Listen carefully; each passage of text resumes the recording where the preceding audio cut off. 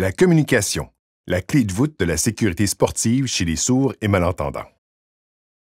La communication comme élément essentiel en sécurité sportive. D'après mon expérience, l'aspect le plus difficile dans le sport était la communication avec mes entraîneurs et les autres joueurs. Je me débrouillais surtout grâce à la communication écrite au besoin, en montrant des signes de base de la langue des signes ou par l'observation des mouvements.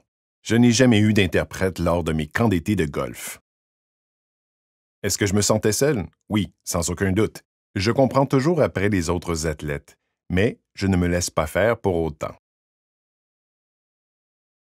C'est un défi pour moi et je me considère comme un athlète de même niveau que les entendants. L'athlète sourd ou malentendant doit se concentrer pour comprendre tout ce qui se passe et ne peut pas s'exprimer aisément ou se faire comprendre à 100%. La plupart acceptent la situation pour ne pas envenimer les choses et maintenir une attitude positive. Être le seul athlète utilisant la langue des signes québécoise, LSQ, au milieu d'athlètes s'exprimant en langue des signes américaine, ASL, et ou anglophone peut aussi être frustrant. Le sentiment de solitude est souvent exacerbé. La relation entre les athlètes sourds ou malentendants et les entraîneurs entendants.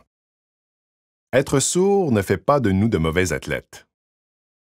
J'ai toujours eu une expérience positive avec les entraîneurs. Quand les entraîneurs sont expressifs et à l'aise avec la communication non verbale, ça aide beaucoup. La communication n'a pas à passer uniquement par l'interprète, ce qui renforce la relation athlète-entraîneur.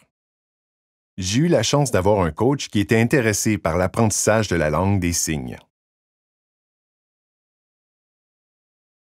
À retenir.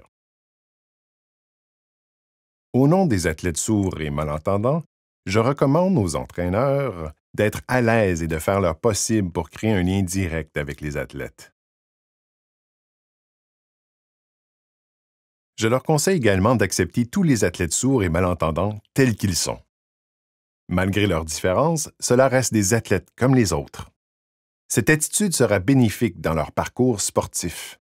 Il y a toujours des solutions. La communication écrite, la langue des signes et l'apprentissage par observation. Le coach qui travaille avec des athlètes sourds et malentendants doit posséder des compétences sportives spécifiques, mais aussi des compétences tactiques et pédagogiques et des compétences en communication avec les athlètes sourds et malentendants. Il doit avoir le sens de la planification et organiser à la fois les entraînements et la saison. Il doit également faire preuve d'intégrité, de patience, de compassion et de compréhension. En dehors de ses compétences personnelles, il doit avoir à cœur de faire des individus sourds et malentendants de meilleures personnes et de meilleurs athlètes. La sécurité sportive des athlètes sourds et malentendants commence avec vous.